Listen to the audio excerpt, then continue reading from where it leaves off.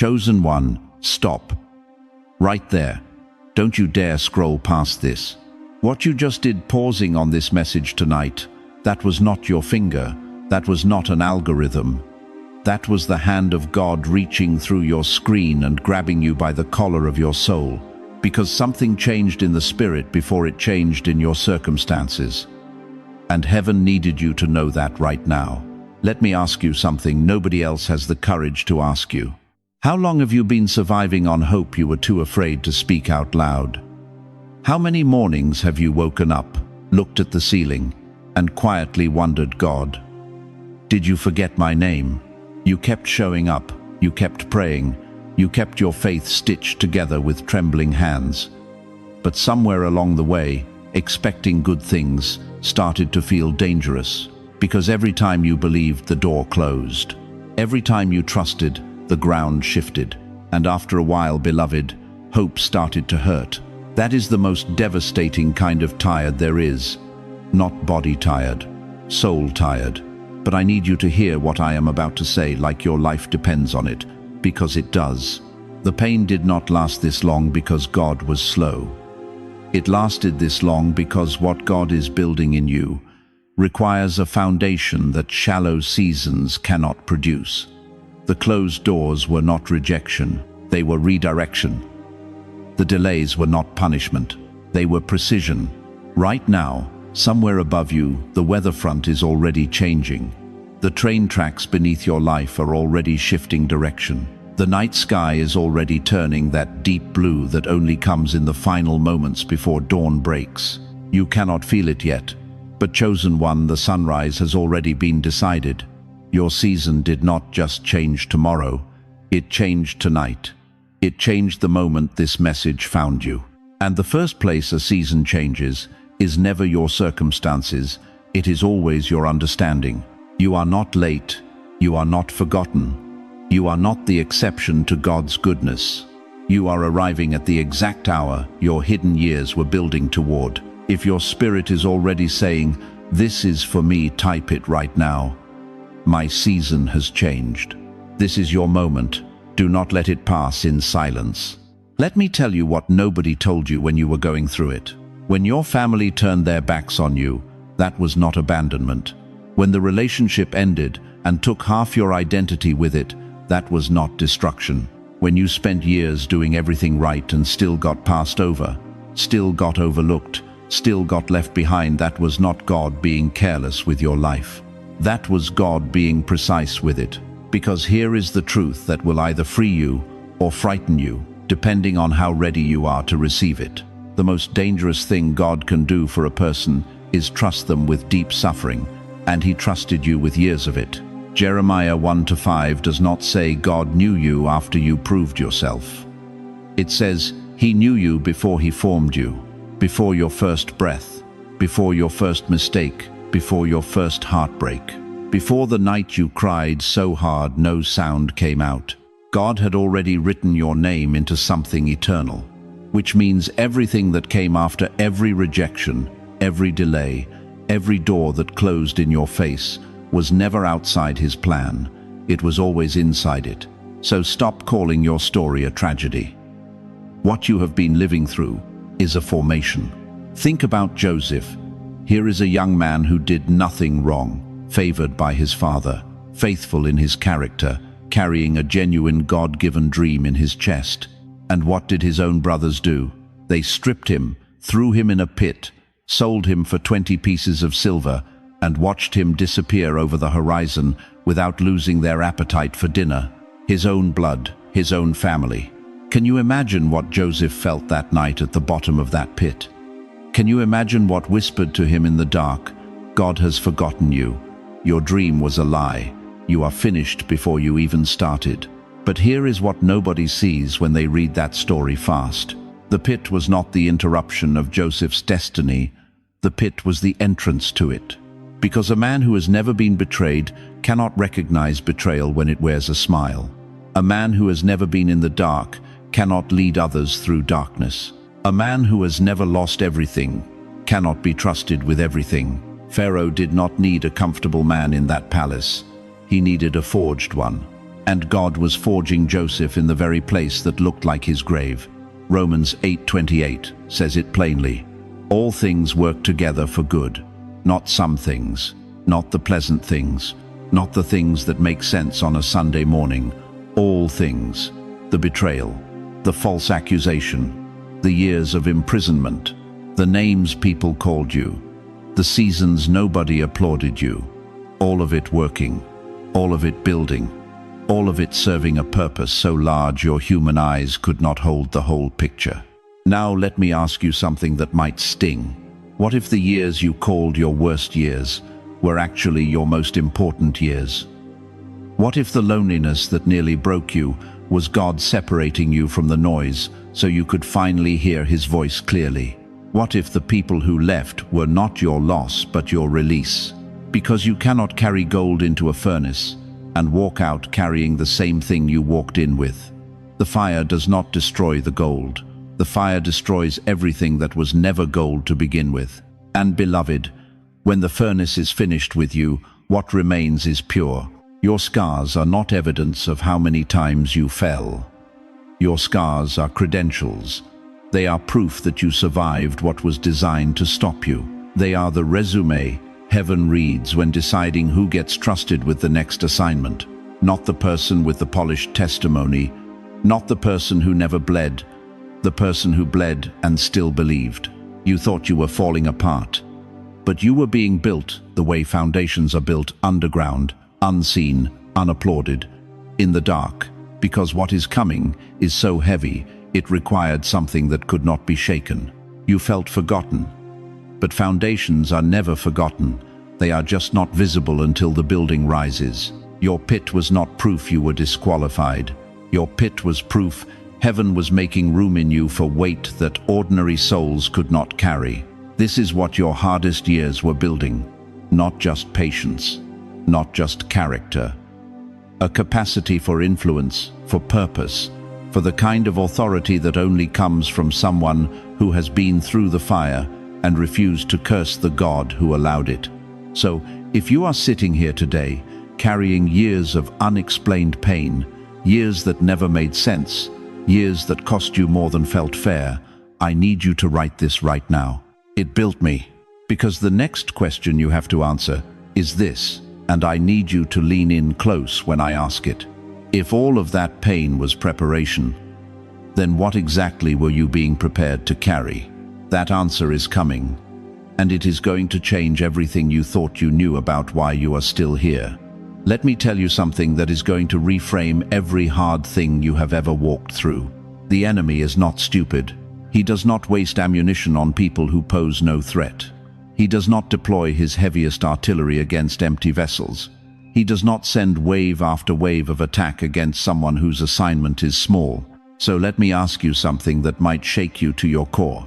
If the warfare around your life has been this intense, what exactly does darkness know about you that you have forgotten about yourself? Think about that. Sit with it for just a moment. Ephesians 6:12 says it plainly, our struggle is not against flesh and blood, but against principalities, against powers, against the rulers of darkness. That means the battle you have been fighting was never really about that person who betrayed you. It was never really about the job that fell through, the door that slammed shut, the relationship that collapsed without warning. Those were entry points. But the real target was always deeper.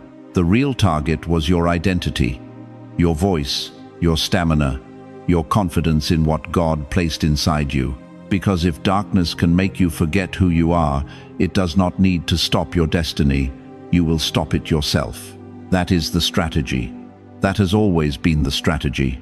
And beloved, some of you have been doing exactly that, not because you are weak, but because no one ever told you that the pressure you were feeling was not punishment.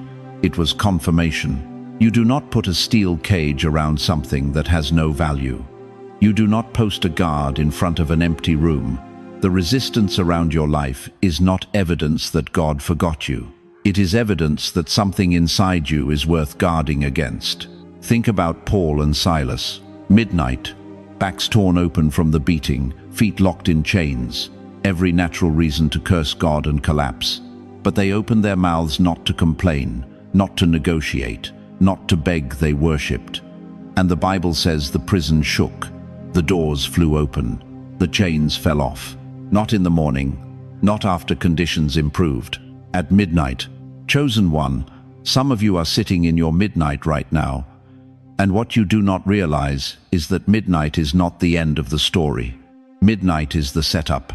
Midnight is the moment right before God shakes the walls of everything that has been holding you.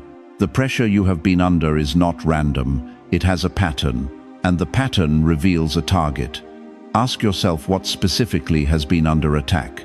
Your faith, your peace, your sense of purpose, your willingness to believe God still has something for you.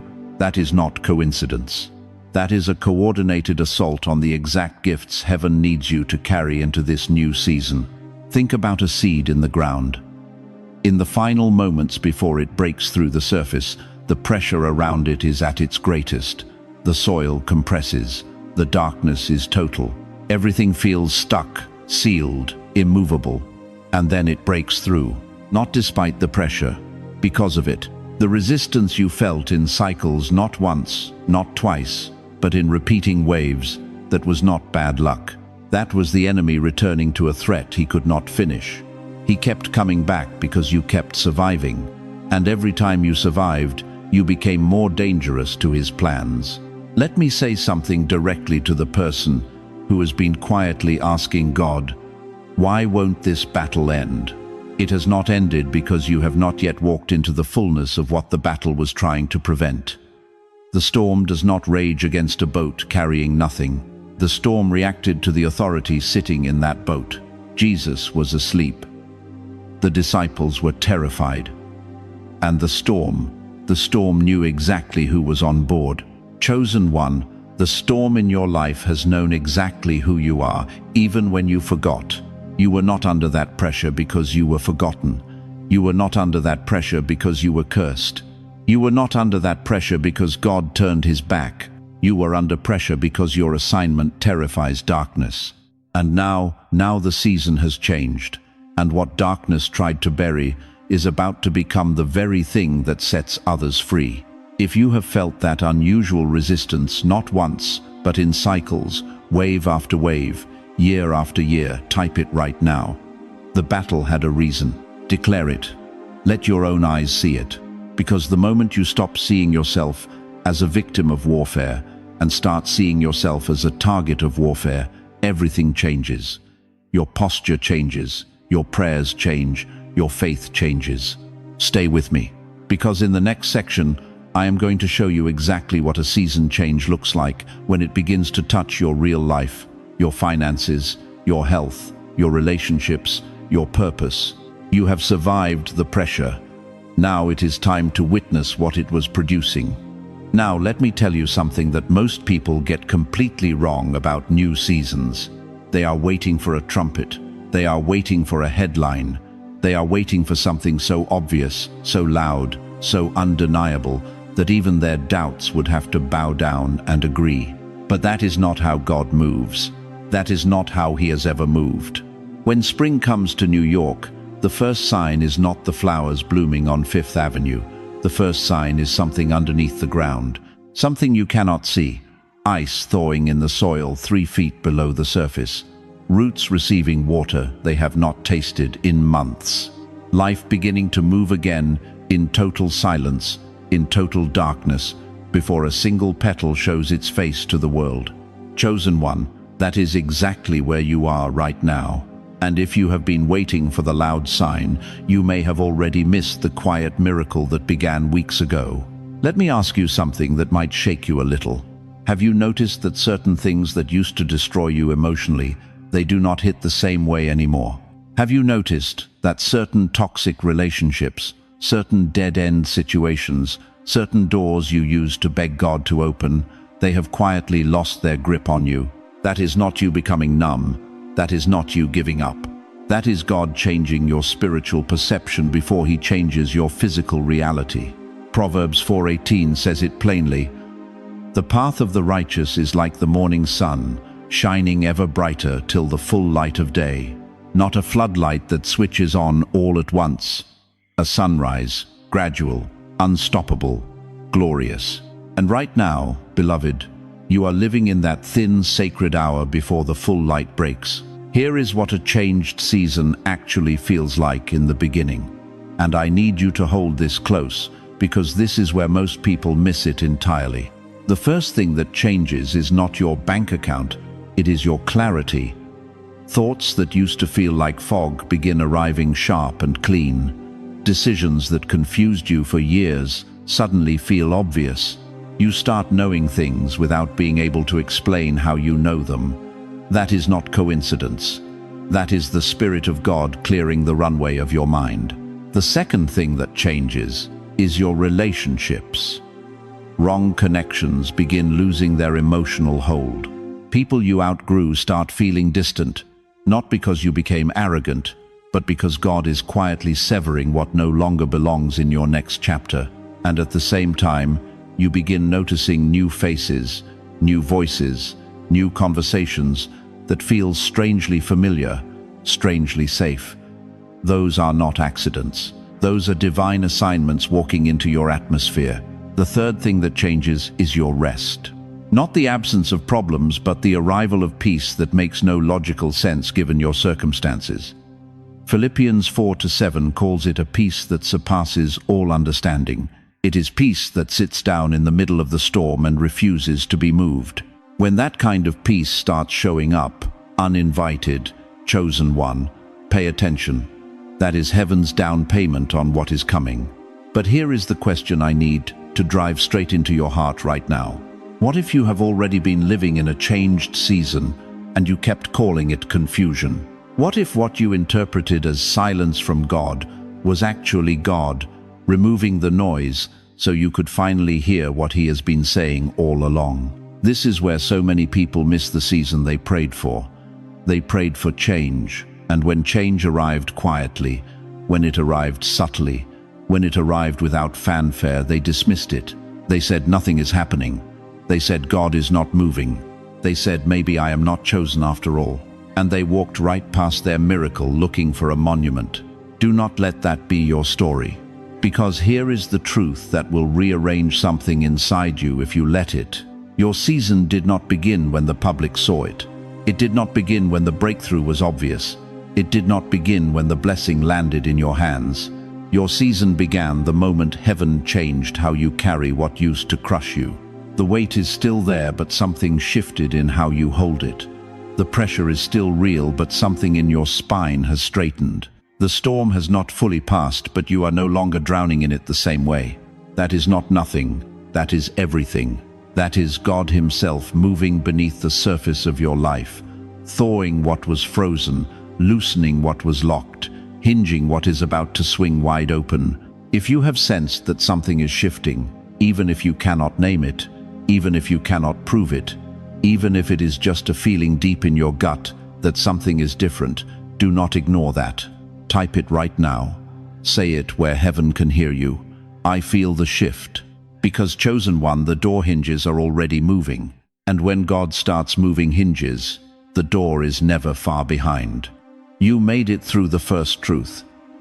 Now I need to take you somewhere deeper. Because for some of you, the hardest part of this season was not the waiting. It was not the closed doors. It was not even the silence from heaven. The hardest part was watching the people disappear. The friend who stopped calling. The child who grew distant. The church family that never noticed when you stopped showing up. The sister you used to tell everything to, who now feels like a stranger wearing a familiar face. The spouse who was supposed to grow old beside you and didn't. Can we just sit with that for one moment? Because grief like that does not announce itself loudly. It moves in quietly. It sits down at your kitchen table at 6 in the morning when the house is too still. It follows you to the grocery store. It rides home with you in silence. And after a while, you stop telling people about it, because you have learned that most people do not have the patience for a loss they cannot see a casket for. But God sees it. Every single piece of it. And I need you to hear something that may be the most important thing anyone has ever said to you about the people who left. Their leaving was not the verdict on your worth. It was the preparation for your next chapter. Proverbs 17:17. tells us a true friend loves at all times. But here is what nobody preaches about that verse. Not every person in your life was ever truly that friend. Some were assigned to a season. Some were connected to a version of you that no longer exists. And when you began to change, when God began to stretch you, when your inner world started shifting towards something deeper and more holy, those connections could not hold the weight of the new you. Think about Abraham. God told him to leave, not just the land, not just the house, the people, his father's household, everything familiar. And Abraham did not fully understand why until he arrived where God was taking him. The promise could not be received in the old location surrounded by the old company. Your life is no different. Some people could only accompany the old season. They were never meant to cross into the new one. And God, in his mercy, not in his cruelty, began to loosen those connections before you even realized you had outgrown them. But here is the part that cuts deepest. Some of those people were family. Maybe it is a son or daughter who barely calls anymore. Maybe it is a grandchild you raised with your own hands who now feels 1,000,000 miles away. Maybe it is a sibling who chose a side in an old argument and never found their way back. And every holiday, every birthday, every quiet Sunday afternoon, you feel that empty chair like a physical weight pressing down on your chest. I am not going to tell you that does not hurt. It does. It is supposed to. But I am going to tell you this. God does not empty a room carelessly. When he clears space in your life, he is not punishing you. He is preparing the room for something it could not hold while the old furniture was still there. Autumn trees do not apologize for losing their leaves. They shed what they cannot carry through winter so they can survive to bloom again in spring. What looks like death from the outside is actually wisdom on the inside. That is what happened to you. The friendships that went cold, God was clearing the room. The family distance that broke your heart, God was clearing the room.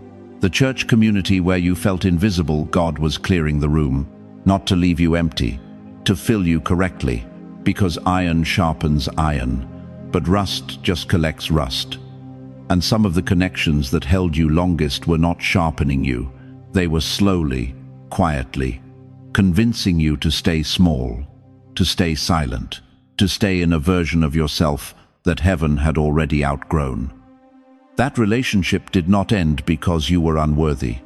In many cases, it ended because your next chapter needed air, and that connection kept stealing oxygen.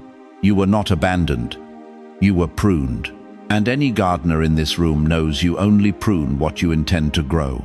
The wrong tribe had to fall away for the right one to arrive.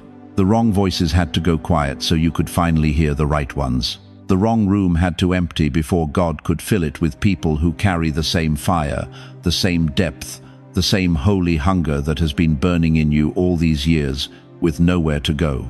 So if you have been grieving people who no longer fit your path, stop carrying that grief as evidence of your failure. Carry it instead as evidence of your growth. Type this right now. It was redirection. Say it until your spirit believes it. Because the same God who removed what could not go where he is taking you is already preparing who is coming next. And what is coming next is worth every empty chair you endured to get here. Now I need you to stay with me. Because what I am about to say is going to reach into a place inside you that has been locked for a very long time. You did not only lose your peace in those hard seasons, you lost your voice. And I do not mean you stopped talking. I mean something deeper was silenced. That fire you used to carry when you spoke about what God had done in your life, it got quieter. That boldness you once had to declare his promises out loud, it faded. That moment when you used to say with confidence, God is not finished with me, somewhere along the way. Beloved, you started whispering it instead. And then one day, you stopped saying it altogether. Can I tell you why? Because you were not just attacked in your circumstances, you were attacked in your identity. The enemy is far too strategic to only disrupt your finances, your health, your relationships. He went after the one weapon you carry that he fears more than anything else, your mouth. Proverbs 18:21 says it plainly. Life and death are in the power of the tongue. He knew that. So he spent years engineering a silence around you. He used people who dismissed you, people who talked over you, people who looked at your age, at your gray hair, at the lines on your face, and decided your voice no longer had value in the room. He used disappointment to make you doubt whether your prayers were even reaching heaven. He used unanswered seasons to convince you that maybe your words no longer carried weight. And slowly, without even realizing it, you started to agree with him. You started praying softer, believing smaller, speaking less. But chosen one, that agreement ends tonight, because God did not go silent. He was listening to every whispered prayer you thought was too fragile to matter, every tear-soaked word you breathed into the dark at 2 in the morning. Every time you said, "Lord, I trust you," when every circumstance screamed otherwise, heaven recorded it. Every single syllable. Remember Moses, the man God chose to deliver an entire nation, stood before the burning bush and said, "I cannot speak, I am slow of tongue." He was 80 years old. He felt disqualified by his own mouth. But God did not replace him. God said, "I will be with your mouth." That is your WFT 10. Not that God will find someone younger, someone louder, someone more polished.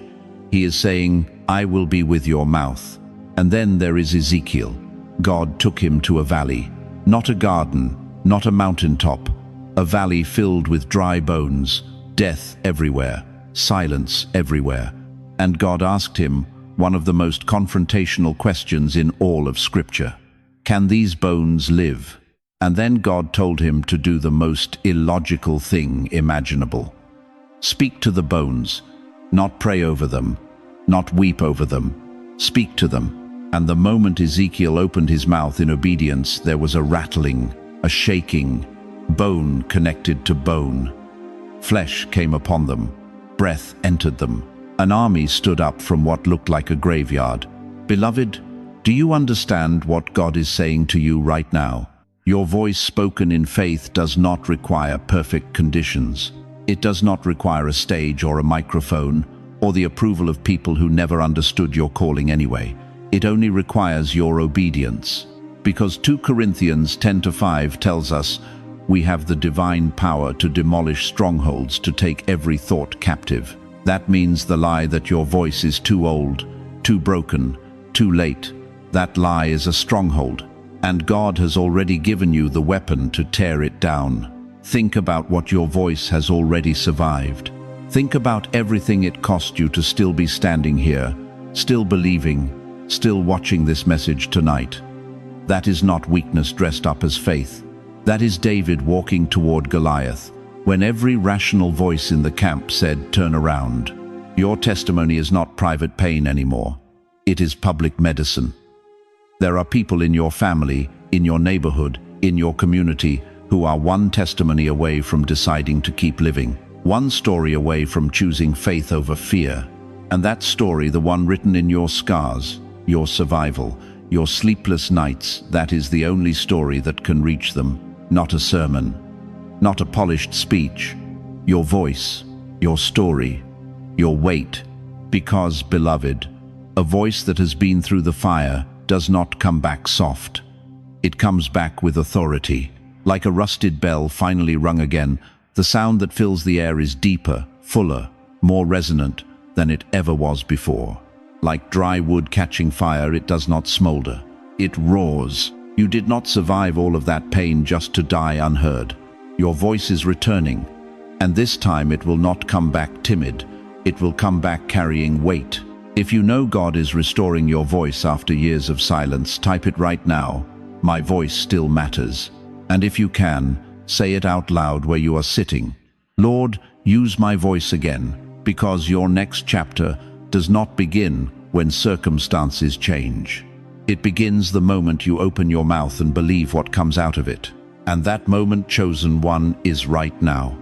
I need to stop right here and speak directly to someone. You have been watching quietly. Maybe you stumbled onto this message while the grandchildren were asleep. Maybe you found it in the stillness of an evening that felt too heavy for television. Maybe something pulled you here that you cannot fully explain. And somewhere in the back of your mind, a voice has been whispering a lie so cruel, so persistent, that you almost stopped fighting it. You had your season.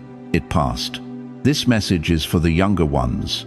I am here tonight to look that lie in the face and destroy it. Not gently, not politely, completely. Here is what this culture will never tell you. America worships the new, the fresh face, the 30-year-old with the startup, the young voice with the platform. The world looks at silver hair and quietly decides finished. But God has never once operated by that system. Not once in all of Scripture, not once in all of history, and not once in your life. Let me show you what heaven actually thinks about age. Moses. He spent 40 years in the wilderness feeling forgotten, feeling obsolete, feeling like his moment had passed. He was 80 years old, 80, when God appeared in the burning bush and said, now is when I need you. Not at 30, not at 50, at 80. Because the assignment God had for Moses required every single one of those wilderness years to be forged inside him first. Sarah, 90 years old when she held Isaac in her arms. 90. The promise did not arrive early. It arrived exactly when the weight of the waiting had produced something in her that young faith could not yet carry. Caleb, 85 years old, standing before Joshua. And do you know what he said? He said, give me this mountain. Not give me a rocking chair. Not give me a quiet place to fade. Give me the hardest assignment left. Because Caleb understood something that this generation has forgotten. Age is not the end of the climb. Age is when you finally have the legs for the steepest part. Anna, 84 years old, fasting and praying in the temple. And God trusted her, not a young prophet, not a fresh voice. God trusted this 84-year-old woman to be the first to declare the arrival of the Messiah to the world. Are you hearing this? The people God used to carry the heaviest, most sacred, most world-altering assignments were not the youngest ones in the room. They were the ones who had been through enough to be trusted with the weight, and that is you. Every loss you survived, every decade you endured, every night you held your faith together when it made no logical sense to keep believing. Every prayer you whispered in an empty room when the answer did not come. Every storm you walked through without a map, none of that was waste. None of it was filler. None of it was God's waiting room. That was God's training ground. And the question you need to sit with tonight, the question that should shake something loose inside your chest, is this. If your later years are your most qualified years, what exactly are you now qualified to carry? Fine wine is not made in a hurry. You do not rush an oak tree and call it strong. A seasoned general does not become irrelevant after the early battles.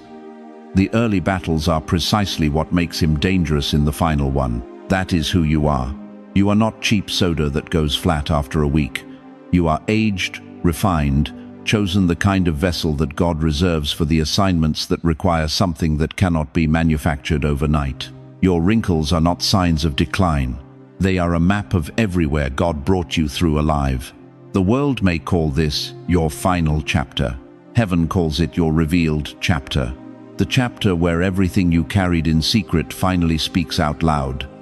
The chapter where your grandchildren watch you and learn what unshakable faith looks like with skin on it. The chapter where the people around you stop seeing an elder and start seeing evidence, living, breathing. Undeniable evidence that God does not abandon his own. You are not a spectator in the back row of someone else's revival. You are the testimony this generation desperately needs to see. So I am asking you to do something right now, not tomorrow, right now. Refuse the lie. Refuse the quiet retirement of your destiny. Refuse the cultural verdict that tried to sentence you to irrelevance. If you refuse the lie that your best years are behind you, write it right now in the comments. I am not done. Say it like you mean it. Because, chosen one, heaven already knows it is true. And as you write those words, hold on to this, because what I am about to show you next will reveal exactly why the resistance you have faced was never a sign that God stepped back. It was a sign that he was stepping in. Now I need you to stay with me. because what I am about to tell you is going to change the way you see everything that happened to you. You thought this season was about finally getting your relief, your rest, your reward after all the suffering. And yes, God sees every tear. He counted every sleepless night. He recorded every prayer you whispered into an empty room. But beloved, I need to tell you the truth that most people are too comfortable to say. God did not change your season so you could finally relax. He changed your season so you could finally be deployed. There is a difference between a blessing and a commission. And what is moving over your life right now, this is not just blessing, this is commissioning. This is heaven saying, you are ready now, not ready to receive and sit down, ready to stand up and carry something forward that the generation behind you desperately needs. Let me ask you something that might shake you. What if everything you survived, every betrayal, every diagnosis, every financial collapse, every broken relationship, every door that slammed in your face, what if none of it was only about you? What if your pain was always carrying a purpose bigger than your personal story? The Bible does not stutter on this. 1 Peter 2-9 says you are a chosen people, a royal priesthood, a holy nation, not a chosen survivor, a chosen priest. Priests do not just receive, priests stand in the gap. Priests carry the presence of God into the places where darkness thinks it has already won. You were never just meant to make it through. You were meant to become the bridge. Think about Esther. She did not survive the palace so she could enjoy the palace. She survived so that when the moment of greatest darkness arrived, and it always arrives, she would already be positioned, already refined, already unafraid of what it cost to speak. Mordecai told her something that should echo in your bones right now. Who knows whether you have not come to the kingdom for such a time as this? Chosen one, who knows whether everything you walked through was God positioning you for this exact moment in someone else's story? Your grandchildren are watching how you carry your faith under pressure. Your children are learning whether God can be trusted by watching whether you still trust Him. Your community, your church, your neighbor who has not opened a Bible in 20 years, they are reading your life like it is the only scripture they will ever touch. Matthew 5:14 says, "You are the light of the world. A city set on a hill cannot be hidden." You were never meant to hide. You were never meant to shrink. You were never meant to take this anointing and bury it in comfort. The oil God poured into you was never meant to stop in you. Oil flows. Oil moves. Oil anoints whatever it touches. And the moment you stop being a vessel that pours out, the flow stops. The light dims. The generation waiting on the other side of your obedience goes without what only your story could give them. Let me make this real for you. Somewhere, right now, there is a young woman in your family who is about to give up on her marriage the same way you almost gave up on yours, except you didn't. You held on. You fought through. And if you open your mouth and tell her what God did in that dark season, you will not just save her marriage, you will save her children from growing up in a broken home. Somewhere there is a man in your neighborhood who just got the same diagnosis you got 10 years ago, and he is terrified. And the doctors cannot give him what you can give him, because you have something no medical degree can produce. You have testimony, you have survival. You have the audacity to look him in the eye and say, "I know the God who walked me through this, and he will walk you through it too." That is not small, that is not ordinary. That is a torch being passed across generations. Abraham did not receive the promise just for himself. God said to him through you, "All nations will be blessed." All nations, not just his household, not just his children, nations. Your new season carries that same weight. God is not changing your season so you can admire yourself in the mirror of your breakthrough. He is changing your season so what he built in secret can become shelter for other people. You are not the destination. You are the doorway. And the people who need to walk through you, they are already on their way. If you believe your story is meant to help someone else survive what almost took you out, write it right now. My life will serve. Because the next question you need to ask yourself is not, What do I receive in this new season? The question is, who am I being prepared to carry? You felt it in the last section. Something stirred. Something shifted. Maybe your eyes got a little wet and you told yourself it was nothing. But here is where most people lose everything God just built in them. They feel the shift. They recognize the season. And then, without realizing it, they reach out and strangle it. Not out of rebellion, out of survival. Because, beloved, when you have been disappointed long enough, your soul develops a reflex, a protective mechanism, a way of bracing before the impact comes. You learn to expect less so the crash would hurt less. You learn to hold everything loosely, not as faith, but as self-defense. And that reflex saved you in the wilderness. But that same reflex will destroy you in the promised land. Let me say that again, because I need it to land in the deepest part of you. The survival mechanism that protected you through the hard years, the guardedness, the low expectations, the tight grip on control, that very mechanism becomes the wall that blocks what God is now trying to walk through your door. You prayed for the blessing, and when it finally arrives, your hands are so clenched from years of disappointment that you cannot open them wide enough to receive it. Proverbs 3:5 says it plainly. Trust in the Lord with all your heart and lean not on your own understanding. Not some of your heart, not the parts that feel safe, all of it. Here is the question I need you to sit with right now. What are you still gripping that no longer belongs to this chapter? Is it an old identity built around struggle? Is it a story you keep rehearsing about why things never work out for you? Is it a bitterness you earned honestly but are now carrying past its season? Is it the need to control every outcome because you were burned so many times when you let go? Open your hand. Not because it is easy, because it is required. You cannot receive what God is releasing with a fist. And right now, heaven is not holding back the blessing. You are holding back your hands. John 10:10 says, "The thief comes to steal, kill, and destroy." But Jesus came so you might have life and have it abundantly, not barely, not carefully, abundantly.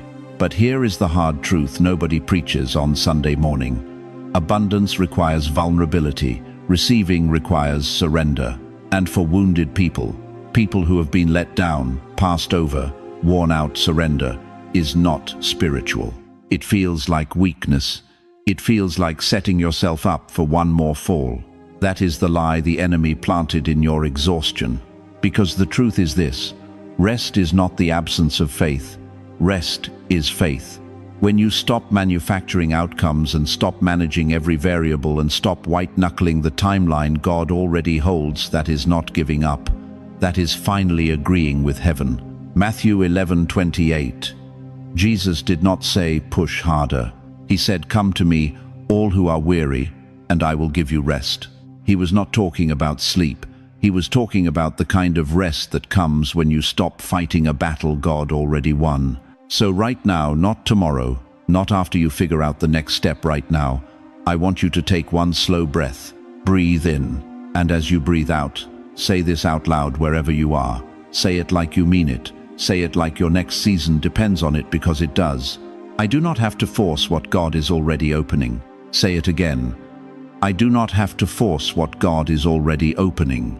Feel what happens in your chest when you stop fighting and start receiving. That loosening you feel, that is not weakness, that is alignment. Gratitude is how you transition the heart from survival mode into receiving mode. When you thank God for what He already did, the strength He gave you in the dark, the times He kept you when you wanted to quit, the mornings He pulled you back from the edge of giving up, gratitude rewires the expectation in your spirit. It shifts you from waiting to be disappointed to prepared to be amazed.